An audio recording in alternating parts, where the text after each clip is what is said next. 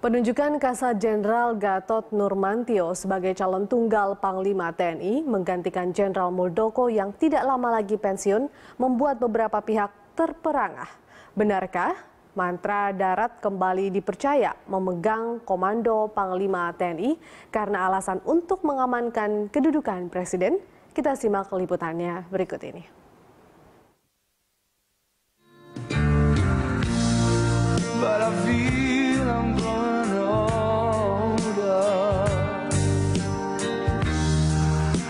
The songs that I have sung echo in the distance like the sound of a wheel going round.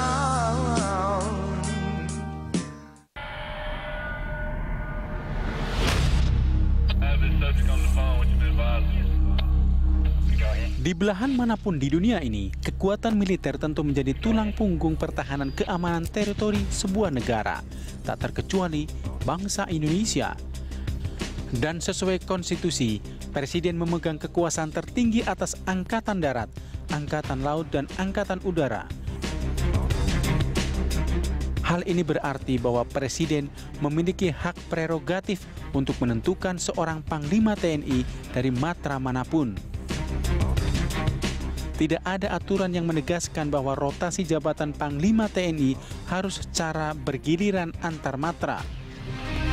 Selama semangat yang tetap dipegang teguh bahwa orang yang terpilih nantinya adalah sosok militer yang profesional, cinta akan bangsa dan negaranya, serta tetap menjaga semangat agenda reformasi. Pergantian Panglima menarik perhatian publik tatkala Presiden Joko Widodo mengajukan calon tunggal Kepala Staf Angkatan Darat Jenderal Gatot Nurmantio ke DPR untuk mengisi jabatan Panglima TNI.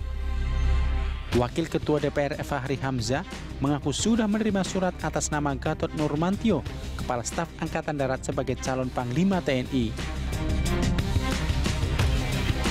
Selanjutnya DPR akan membawa pengajuan nama calon Panglima TNI ke dalam rapat pimpinan, rapat badan musyawarah untuk selanjutnya diserahkan ke Komisi 1 DPR untuk dilakukan uji kepatutan dan kelayakan.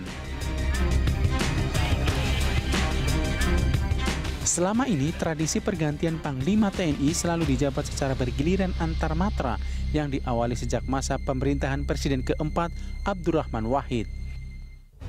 Alasan mendasar Presiden Gus Dur memberlakukan rotasi Panglima TNI secara bergiliran karena di masa itu jabatan Panglima TNI selalu dijabat matra tertentu.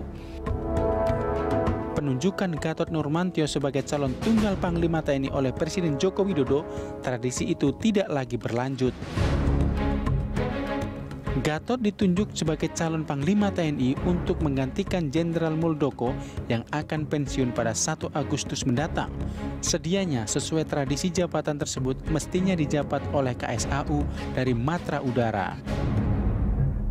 Panglima TNI Muldoko usai rapat konsultasi dengan Komisi 1 DPR RI menjelaskan bahwa sebagai seorang prajurit apapun matranya, ketika menjadi seorang Panglima TNI tidak lagi memilah dari matra mana ia berasal. Tetapi yang terpenting adalah bagaimana menghadapi tantangan ke depan.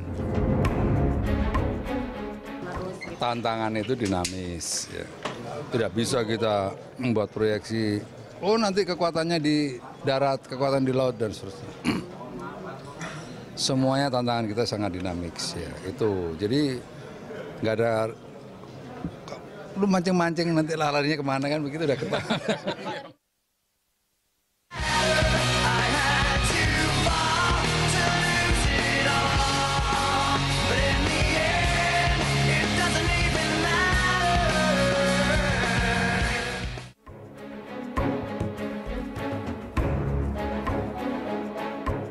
Presiden Joko Widodo mengatakan pencalonan Kepala Staf Angkatan Darat Jenderal Gatot Nurmantio sebagai Panglima TNI sudah mempertimbangkan banyak hal.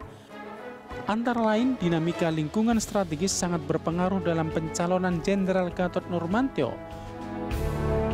Jokowi menegaskan sebagai Panglima tertinggi, ia memiliki kewenangan mencalonkan Panglima TNI sesuai persetujuan DPR.